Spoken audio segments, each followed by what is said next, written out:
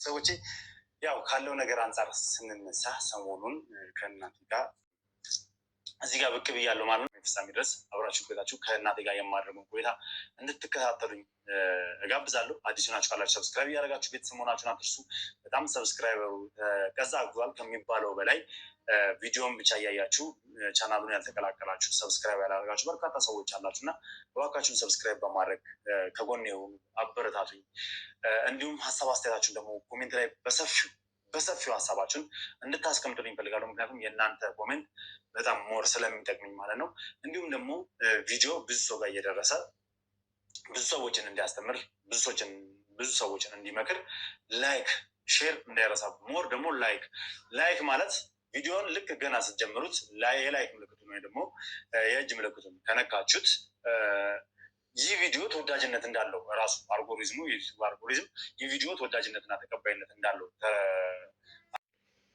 ሰላም ጤና ይስጥልኝ። ውድና የተከበራችሁ ውድ ሆናችሁ የኔ ቤተሰቦች እንዴት ናችሁ? ሰላም ናችሁ? ሰላማችሁ በያላችሁበት የዓለም ዳርቻ ሰላማችሁ ብዙ ትርፍ ይበል እያልኩ ዛሬ በአዲስ ነገር ነው የመጣሁት። የዛሬው በጣም አሳሳቢ ጉዳይ ነው። የልዑልን አክስት ታስታውሳታላችሁ ሁላችሁም እርግጠኛ ነኝ። ከአንዴም ሶስት አራቴ ልዑል ቤቷ እየሄደ ስለ አባቱ ማወቅ ያለበትን ሲጠይቃት አይታችኋል። ዛሬ ደግሞ አክስት የተባለችው የልዑል እናት ቤት መኖሪያ ቤት ድረስ ማለት ነው። በምን አፈላልጋ መኖሪያ ቤቷን እንዳገኘችው ባላቅም፣ እንግዲህ ሁለታቸው ከዚህ በፊት ያሳለፉት ነገር በደንብ ይተዋወቃሉ። የልዑል እናትና አክስቱ ማለት ነው። ዛሬ እንግዲህ ልዑል በሌለበት እናቱ ቤት ሂዳ እንግዲህ ይቺ አክስት የተባለችው ለምን ሄደች ምንድን ነው የሚለውን ቪዲዮን እስከ መጨረሻ ድረስ አዳምጡ በደንብ። ይሄ ነገር ትኩረት የሚሰጠው ነገር ነው። ልዑልም ዝም ብሎ እንደዚህ በቀላሉ የሚያልፈው ነገር አይደለም። እናቱ የሆነ ነገር ሳታረጋት ይቺ አክስት የተባለችውን ውሳኔ እንዲወስንባት ወይም የሆነ ነገር እንትን እንዲልባት ለእናቱ ጥበቃ እንዲያደርግላትም እኔ በጣም ስሰማው በጣም ነው እንትን ያልኩት። ምክንያቱም ቤት መኖሪያ ቤት ድረስ ከሄደች ይቺ ሴት ነገ ደግሞ ምን እንደምታደርግ አይታወቅም። ቀስ ቀስ እያሉ እየተቀራረቡ መልካም ሰው እየመሰሉ ነው ሰውን የሚጎዱት። ስለዚህ በጣም ነው የፈራውላት የሰጋውላት ለልዑል እናት ማለት ነው። እንግዲህ ቤት የሄደችበት ዋነኛው ምክንያት የልዑል እናት እውነቱን ስለ አባቱ ከሶስት ቀን በፊት እንግዲህ 3-4 ቀን እየሆነው ነው እንደነገረች ሁላችሁም አይታችኋል። ያላያችሁ ካላችሁ ደግሞ ልዑል የራሱ ቻናል ላይ ገብታችሁ ሙሉውን መረጃ መስማት ትችላላችሁ። በትንሹ ምንም አሳያችኋለሁ እናቱ የተናገሩትን። ዛሬ ግን የአክስቱን ጉዳይ ነው ላወራችሁ የመጣሁት። ድፍረቷን አይኗን በጨው አጥባ የዛሬ ስንት ዓመት እንግዲህ ልዑል ሕፃን እያለ ከቤት ሲያባርሯት ሁለታቸውን አባትና እናት ሊነጣጥሉ የቻሉ ቤተሰቦች ዛሬ ልዑል አባቴ ብሎ በፍለጋ በወጣበት ሰዓት እናቱን ፈልጋ መምጣት ይሄ እጅግ በጣም ነውረኛ የሆነች ሴት ናት። ገና ይቅርታ ራሱ ሳይደረግላት ሰው ቤት ዘውላ መሄድ የሆነ ሴራ አቅዳም ሊሆን ይችላል። ይቺ ሴትዮ እንግዲህ ብዙ ነገሮች አሉ። ከዚህ በፊትም በሰው በሰራተኛዋ ምክንያት የልዑል እናት ልትመረዝ እንደነበረ አይታችኋል። በምግብ ሰሪያቸው ማለት ወይም ቤት ውስጥ በምትሰራው ሰራተኛ። ዛሬ ይቺ ሴት ለመልካም ነገር አይደለም የሄደችው፣ ቤታቸው ድረስ የሄደችው።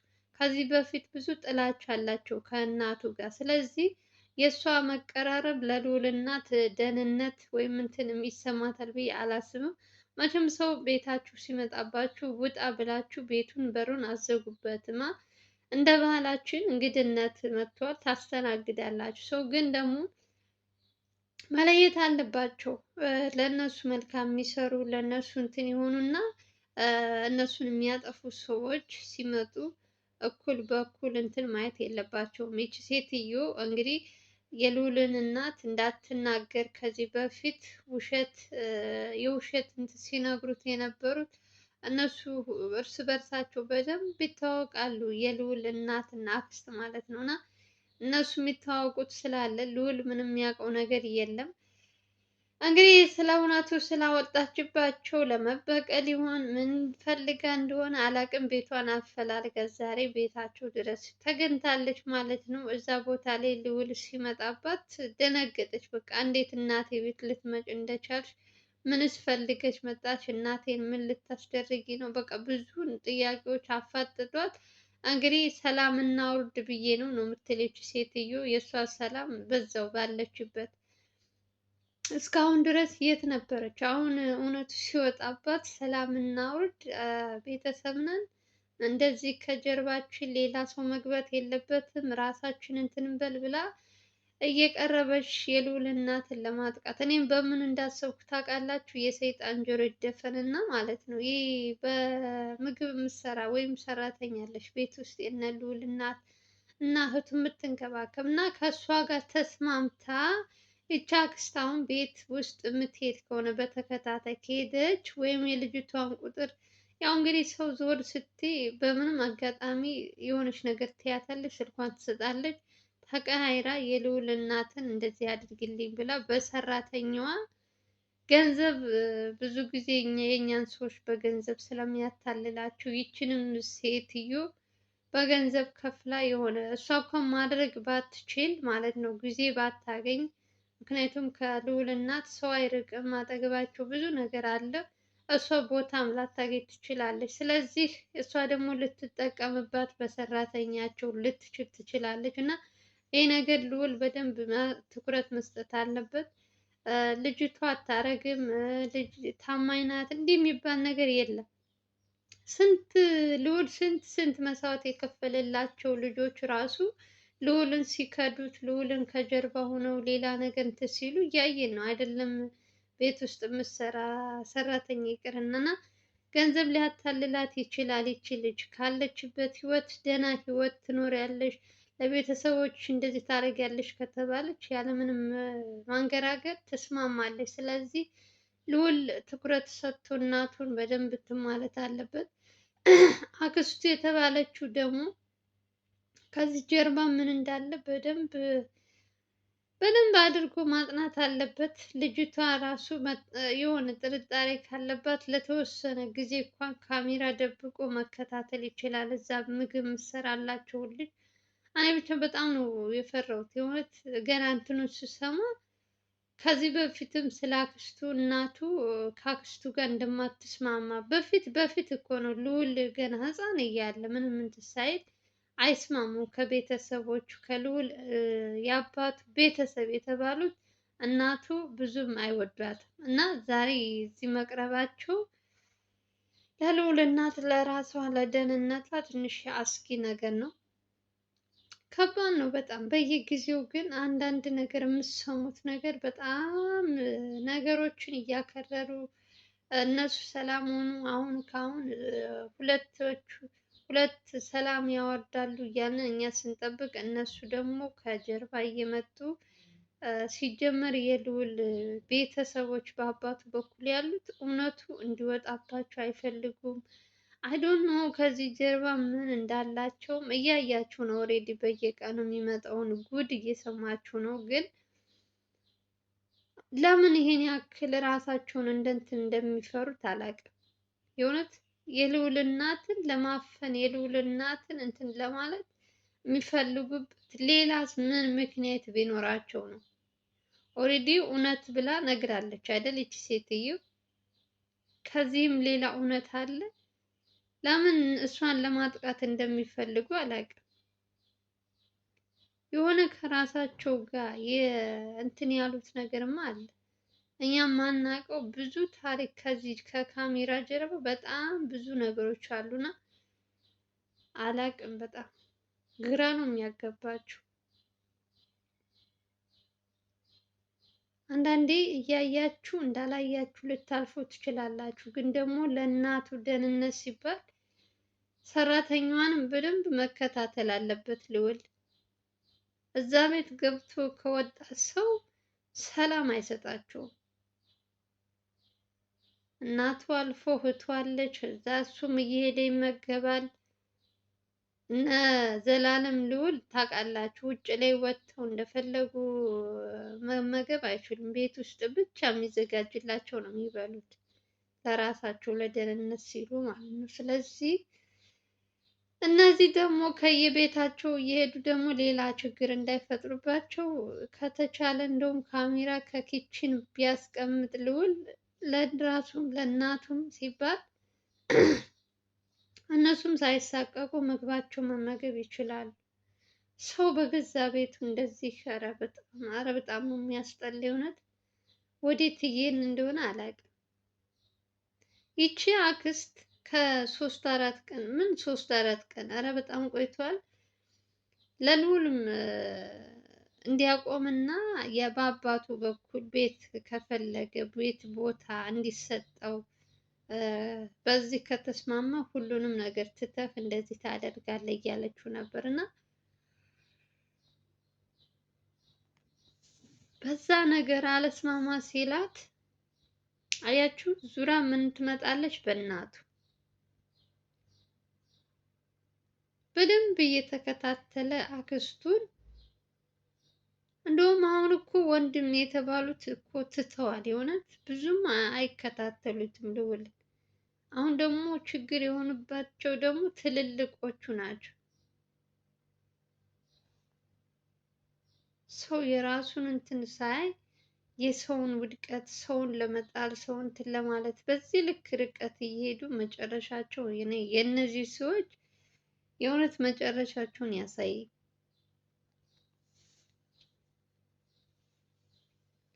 በተለይ ልዑል እናት ለምን በዚህ ልክ እንትን ማለት እንደፈለጉ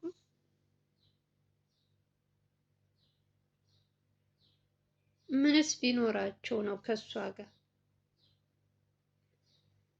አንደኛ ነገር ይቺ የአክስቱ ነገር አልተዋጠልኝም።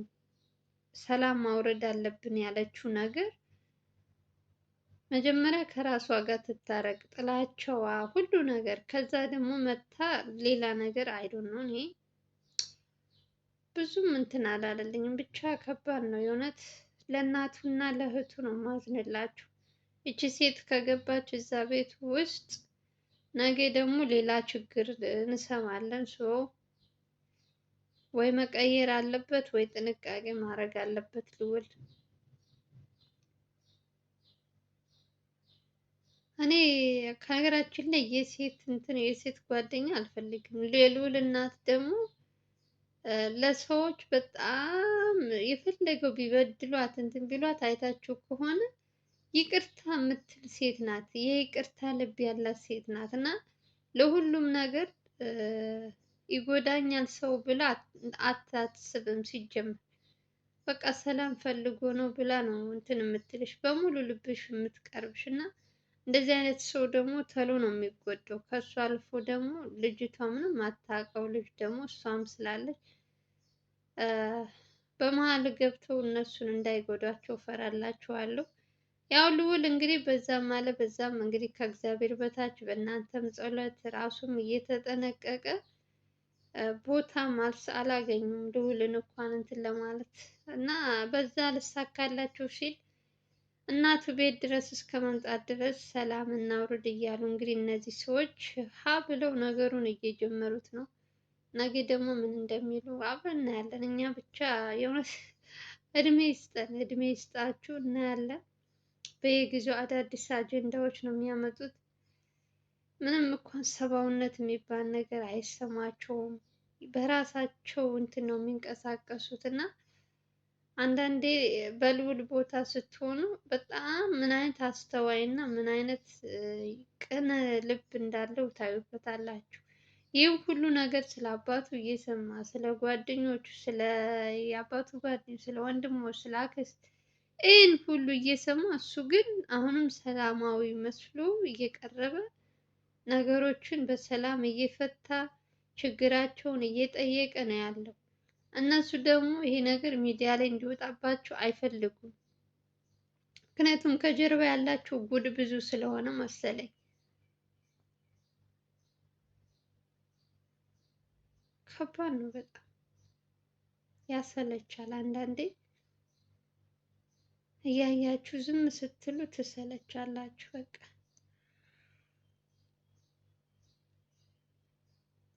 እና እግዚአብሔር ልቦና ይስጠን ለሁላችንም። ለልዑል እናት ሁላችሁም ጸሎት አድርጉላት። እኔ ገና ነገሩን ስሰማ ነው በጣም እንትን ያልኩት። በቃ የሰይጣን ጆሮ ይደፈን የሆነ ነገር እንዳታረጋት እያልኩኝ እሷን እናቱን ነው ሳስብ የነበረው።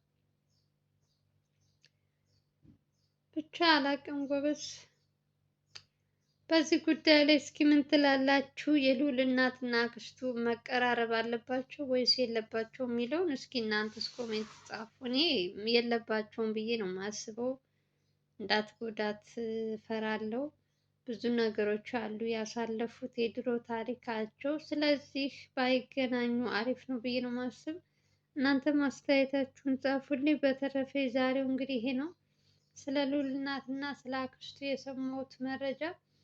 አዲስ መረጃ ሲኖር ቪዲዮዬን ላይክ እና ሼር እያደረጋችሁ፣ በመጀመሪያ ግን ስትጀምሩ ላይክ አድርጉ። አብዛኞቻችሁ ገብታችሁ ነው የምትወጡት። ላይክ እያደረጋችሁ ጀምሩ። በሌላ ቪዲዮ እንገናኛለን። ሀገራችን ሰላም ፍቅር ያምጣልን ያለን እንግዲህ ሁላችሁም እንደምታበረታቱ ከልብ ነው አመሰግነው። ሰላማችሁ ይብዛልኝ ባይ